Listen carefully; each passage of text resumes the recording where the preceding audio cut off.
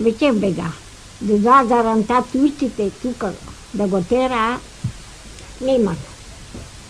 Айде, пати ме мене това, откъде ме там, кажи го. Откъде ме нам, кажи го. Викам, аз нема ще ла кажа. Пътете го, я го, идете. И защо е бегал? Викам, защо е бегал? Защо го гоните, защо ти го панете, защо ти го затваряте, ти го биете, до това. Ама, кажи па пущите, вика, пущи има. Аз викам, не знам пущи.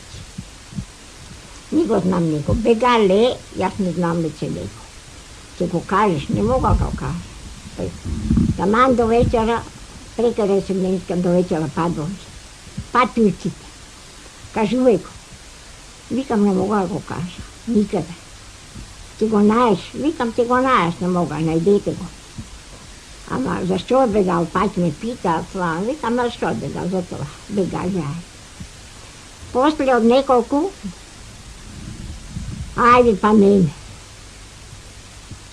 Карай ме. От това по селото по горния край, да се къна, лед да заливам, нагоре да гледам. Прекът. Вече неколко ме кара, заражава. Нема шамичина. После, kada dojde това един капитан Стоянов с 40 души, дойде он и вика, господин Делчев, аз съм изпратен от Доброволния комитет да подигнем въстание по 3 месеца. Ни по 3 години, господин капитан, не може да дигнем въстание, не 3 месеца. Що тя стане това въстание, един пожар, вика, в Македония, че изгорят няколко хиляди деца, нищо не може да бъде. Но и така биде. Айде напокон, яте Никола карат, яте тия Пито Гулев, я неколко души войводи, имаше Зенчовството Андон, имаше такива. Замина и на Илинден, това е на къде били, а дигна въстанието, они на Илинден. От Крушево. На много места са ме водили ние. Ние най-първо на границата водиме, кога падна Шуперлията и на много места се напокон водиме. Готвен един ден от слънце огрева, до кога слънце зайде, се биеме. Но се сбрахме нещо 4-4. Ние. 32 мина падна акумити. А тук се не знаеме. Един юрук долзаше там при нас, та ни викаше. На наше село, вика, лежа Радовишкия Астери Кочанские и Струмище, пребра, вика, 202 мина ранени и убити има турци. Турски Астери. Та дали е така, не знам. Цял ден беше. Вечерта около мрачката време се фърлия 42 бомби. И тогава турците така, какви са тия топове, вика, они не знали, и бомби ни. Топове са вели носили. Чернопеов, Герасимов, Огнянов, един имаше, и он оди с нас тука, Саве, много войводи имаше. А па други неща, що сам па концетите одила, па това си па без край. Пушка съм носила, съм просто от тука закачи, до тука, мали ракуса, та на пенката. През турците. Поленка, че ода там. Тя остава. Части дойне коя книга, па на мене, ай, тази пана тя отнесеш там и там. Викаме, аз като ти да отнеса деня, па нощя, викам, толкова не мога вече. Можеш. Напани ми една торба. Тука имаше за нас. Револвери на гантови 7 и патрони по касаси. Мамонажа. Я стане от тука. Там на равната редина. Там горе, ладно. Отнесе. Още там на един дет имаше. Он умре. Там колети малко не. Айде, остигаме това, айде. Айде, пак не вече не тиеш. Jaz bih jim tako lako prez Turci, prez това, prez ovo, ама колко пати по Готенското, по Касаприя нощя, отива излеза от турците да ме не фане дирвиет, та на Касаприя. Иде тамо концетата. Некоја книга нела, некој леп дека да чека, некој тоа, некој прекавеш. Ајде, неколку се учили, ма и се сле, колку да е, па, ајде па там киеш. Па там иде. Кога ударија на Готен, на Велиден, јас од тука ми испратија книги да однеса, четата ќе да мине, та дека да идат лепо тука да изтеса. Арно машко док неко рибата, вечерта, заранта, затекла и турците. Останаеш и книги, останаеш се. Изгорехме тия книги там на планината. Върнах си се од тамока, чувана во турци, дека невеста оди, дека невеста оди, викам аз се одих на калибата, дека си ја заведиме да идеме, нема. Он дека покара, викам не знам дека покара. Да знам, ќе ви кажа, не знам. И така, од тука, учените неколку, ајде, па, ќе ме кара, викам не ода јас веќе. Не ода јас веќе, не ноша неја. А станал па един имаше муназим, голема работа. Та дојде дома. Дете го кажеш, да ме знам така. Ништо не знам. Че го кажеш, одиш кон него. Не ода кон него. Јас не мога да го кажа никак. Така на столака седеше, един турчин имаше со него, он бугарски знае, па тоа турски му предаде. Ако стана, века се разлути тие дади, имаме ние така едно долапченце. За Веливе бе ми скупували свещи, печес. А тоа он има свещите и број по турски. Вика пири ти беше. Не те беше. Тука е. За него има свеща горните. Викаме не имаме, нити имаме друга дуња, та за тоа горим. Веќе станаси ојде од неколку, ајде, па иди. Јас това сам се работила тие години, што е било онко ми. Еднаш го затекоа турците дома. Тука ме затекоа еднаш. Затекоа го дома. Викаме са каде ти е? А беше маленко тоа мито. А ќурката, жуля, ка причукаа, викаме са дека ќе го криви. Иде па на истова, викам ќе го фанат, ќе го депа биде. А јас од тука цаплујката, под детето се. Тури го тамо, кој го завилах детето. Они плажат. А јасе, катам заби. Викаме вестово. Не се бој, ако го фанеме, ништо, ќе го фанем, ќе го фанем, абе фанете го. Јас викам, он е рижан веќе да го фанем. Тера, некак. Испуштиме го навон каде го. А па тоа па, што си иде па натоа, оно како детето. Таму па дитен детето да го тера. Излегоа си, они излезе си он, лезе на нега гај, излезе. Та, многу. Она што тя лежи 67 години. Од таа опла. Јас сам малку, од тога ете, 7 години сам лежала. Од кога го фанаа турци, кога го доводила. Евтим je nekade na okolo 105 godišnja возраст, a Vanja blizu do nego.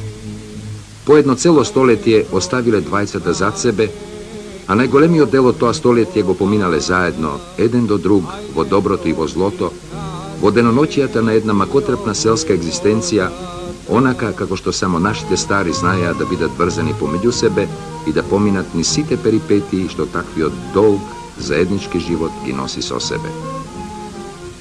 А кога во топлината на тој семеен круг ке навлезеа немири и неспокојства што идеа од надвор, што ги носеше со себе времето и пошироките интереси на народот на кој што му припаѓаа, тие продолжуваат да бидат пак заедно, да си помагаат еден на друг во напорите и борбата за тие интереси, да се топат еден за друг, да боледуваат и да страдаат. А дедо Ефтим со своето учество во организацијата давал честопати повод за тие злопатење на својата животна сопатничка. Ефтим Левенски бил секогаш во центарот на настаните во Малешевијата, од кој посебно го чува во сеќавањата за гинувањето на Даме Груев во село Русиново. Демјан Груев, откаде Невичена, од кај Соломос доле и Атанас Карчо с него. Тия ба домина. И Демјан, и наследни Сандо Читанов имаше заскал во джумата, ама беше војвода там некај по Мелегенецко доле. И он с них, тия ба тројца дојдоа. И дојденеа бер на нас, идат оздоле Демјан Груев да го пресетете. Дојдовме да го пресетнаме ние на тука на Джизолче и го земе од там и наредиме да влезат тука, Владимирово. Наредиме тука, ние беме двамина со Саве. Наредиме да влезат тука, Арнома, Белчо имаше един од Русиново, оттам спаднаваме тука, според муѓу Русиново и Владимирово, седнаа на една колиба. Вика, господин Груев, Владимирово, вика, има 100 души асцер, а в нашето село е чисто. Ајде да влезем в него. Помисли, тако вика, хајде, вика, да влезем. Ние ќе влезем в Владимирово, а сме наредили това да чекаа. Има јас братта, такова да не чекаа и един бојаджијата Јованчо. Они чекали тука по реката, нека чекали. И ние спаднаме од там, имаше един од тука, Ѓорѓи Попстанов, с нас одеше и он. Арна му вика, јас таквија човек искам големи да поприкажувам. И јас них. А туку Белчо ја преврте и одведе в Русиново. И в Русиново ошли дека ти одведе у најбогатиот човек. Заранта, ка Савнало, тие се ошли на црква. Това е пред Божич, таа неделя. Тие се ошли на црква, цајбиите там на кашата. И старие, и жените, и остали кашата така отворена. И некој турчин спаија, гие да тера там аладјостове што рвоđет, кога отвара поглежда, тука исправени пушти и човеци лежат. И он туку назад. Арнома имало Арнаутија дервиета, оздоле сретни, така видов таа кашта. И така вече открие, од едно време открие и там, и бегајќи на нагоре, Демјан Груев падна и Сандо Читанов и Гоге Попстанов, тия испадаа на тоа.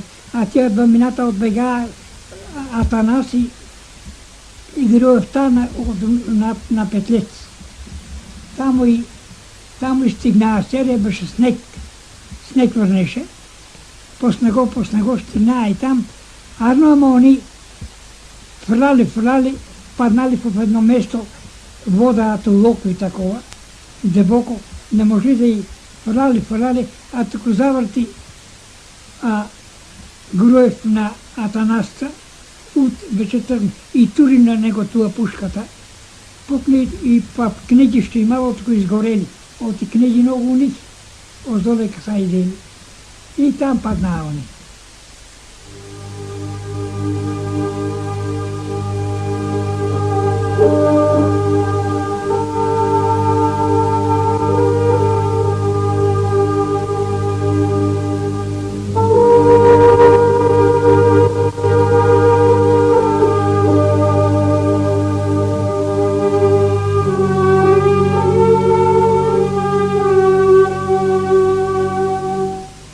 Дамјан Груев, еден од врвните раководители на внатрешната македонска револуционерна организација, со своето загинување во селото Русиново и дава посебен белег на борбата во Малешевијата и останува како траен паметник во сеќавањето на жителите од овој крај, кога големиот револуционер ја натопи со својата крв земјата Малешевска за слободата и добробитта на цела Македонија.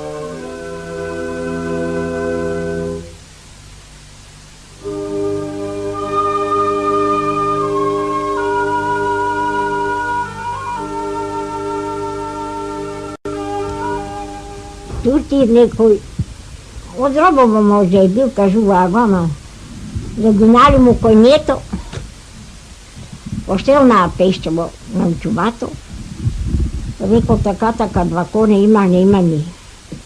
Море, тере си ти наш турците, не мога да има. Тия коње не мало му и два дни. Дошли си. Попушти и карано. Од сутра станува од тука рано, па в Пешчево. Ефенди, дојдоа ми конјето. Ама не сажни, нешто се многу тешко носили. Вика, тере, море, пите. Па некој од така ти каже некој нешто. Питал там ми селото, некој дружина. Супе, бре, уле.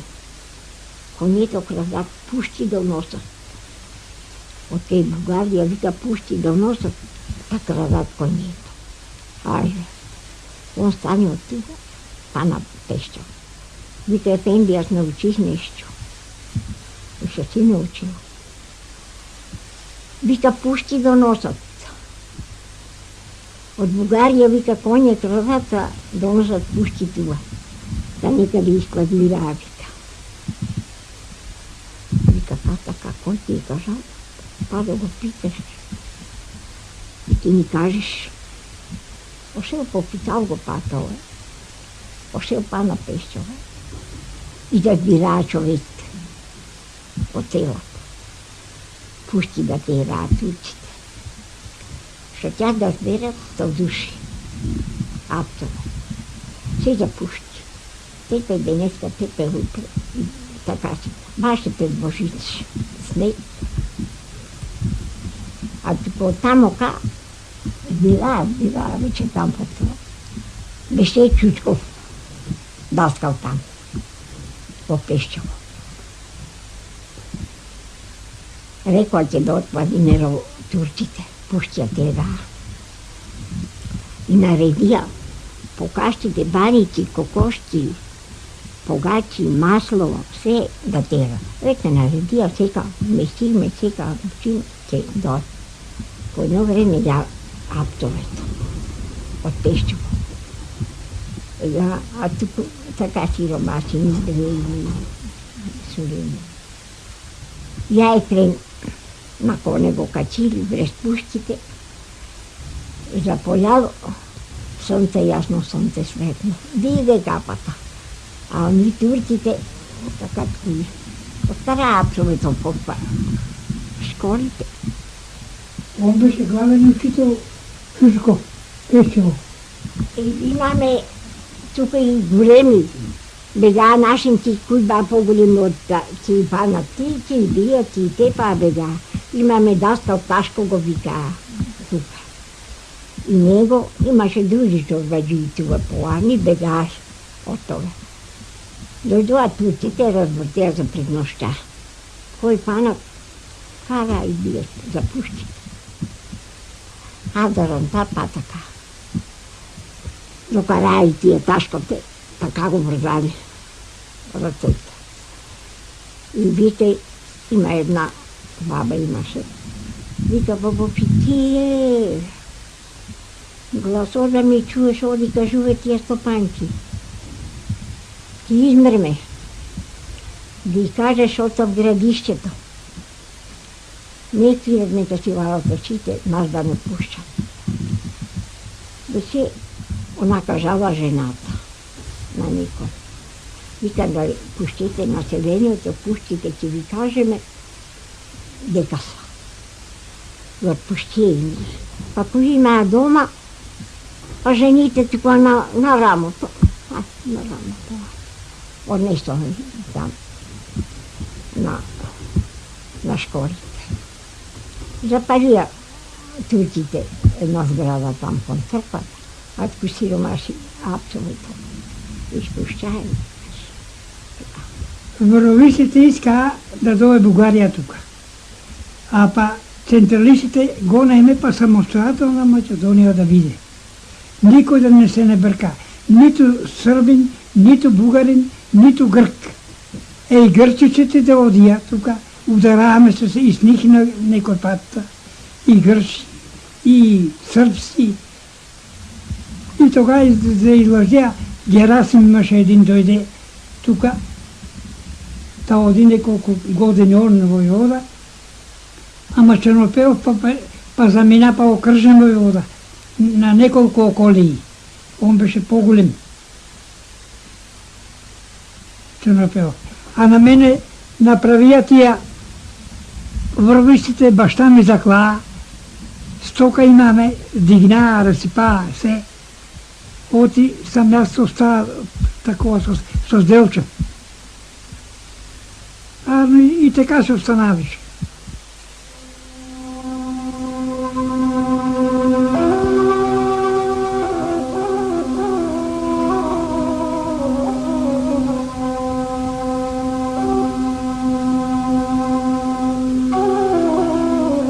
Низ борби, низ страдање и робувања го дотраја својот заеднички век дедо Ефтим и баба Вања. Ја дотраја таа своја долга намачена животна патека, за да стасаат пак заедно до незиниот крај и тука да станат уште поблиски, уште посвои, да станат едно неделиво цело што е врзано со највиталните, со вистинските нитки на животот. А Владимирово е просторот и времето во чии рамки овие двајца учесници на востаничките години се најдоа и се потврдија себе си како луѓе и како патриоти.